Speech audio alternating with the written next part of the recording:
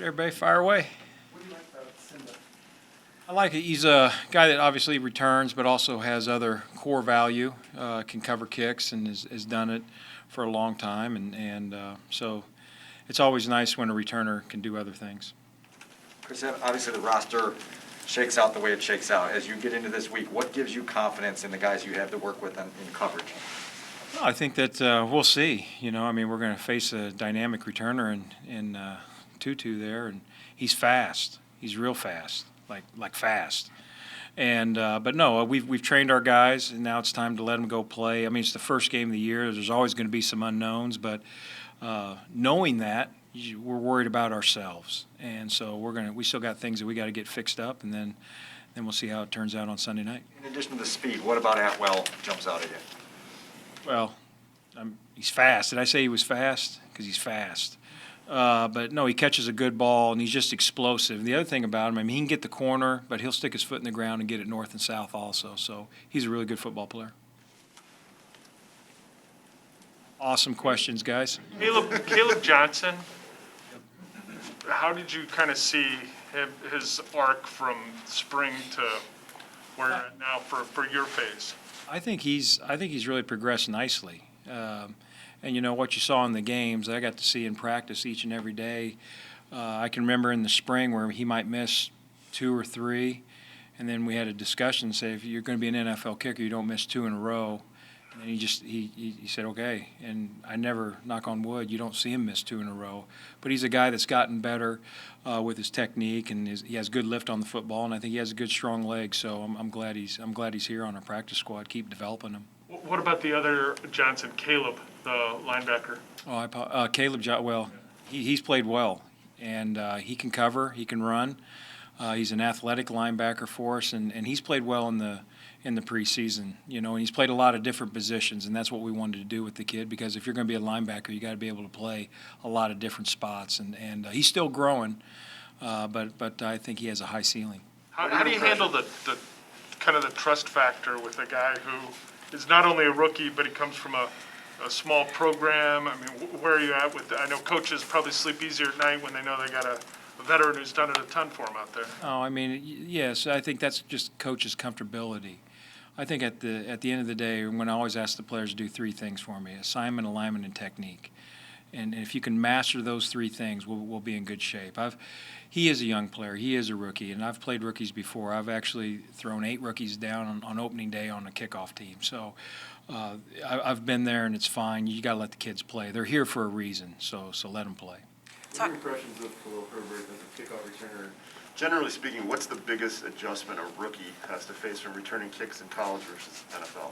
I think probably the speed of things, number one. But I think you've seen him progress. I mean, from where he started, from all the way you guys were here at the Miami practices on the first one. He's catching the ball much better now, and you can kind of start to see him. I really saw it in the Tennessee game, him starting to hit it downhill. He can make people miss.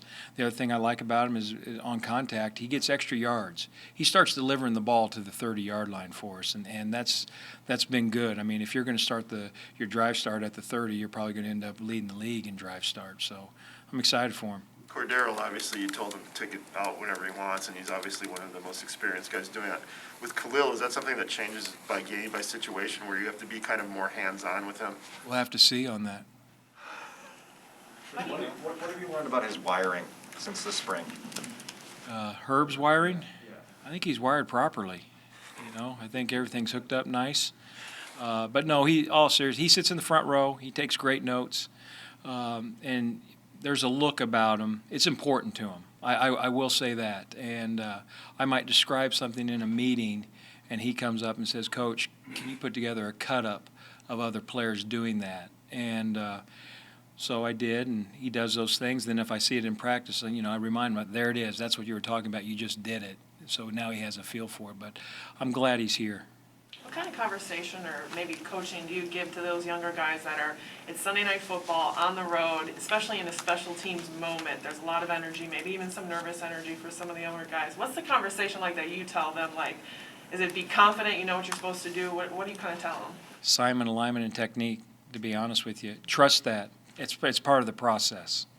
And, the difference for us on special teams, and is, we don't get another chance. If it doesn't go good on first down, they get second and third down.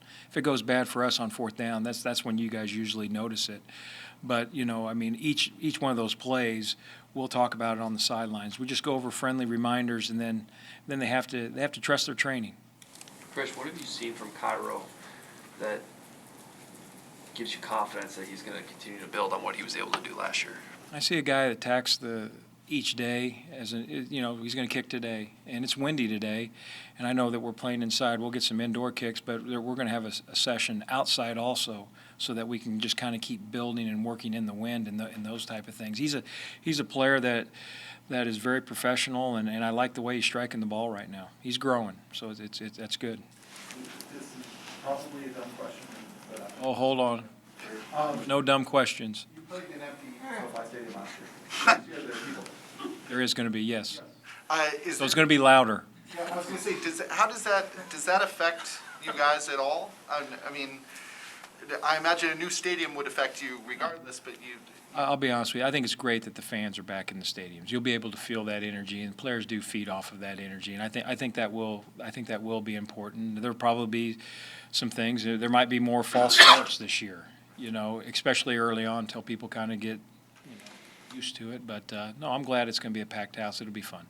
Chris, heading into this season, is there an area of special teams that you are particularly want to see improve from last year? Will you be keeping an eye? Is there a certain area of emphasis that you're pinpointing? And I'm not trying to be all of them, to be honest with you. I mean, it's a new group, and it's a new year, and it doesn't carry over in special teams each and every year. I want to see our group play well. I want to see our group contribute to winning. I want to see our group get better each and every week. And are there going to be some problems? Sure. But hopefully we create some problems for the other team also. But that's the fun part of coaching, and that's the fun part of playing. But obviously, I hope we have more positives than we do things we need to get corrected. Chris, is there anything unique about that stadium in terms of place kicking? Anything that is notable? No, it's a beautiful stadium. It really is. They did a great job, but no, it's going to be friendly as compared to, honestly, what it is out there right now. Thanks, everybody. Chris?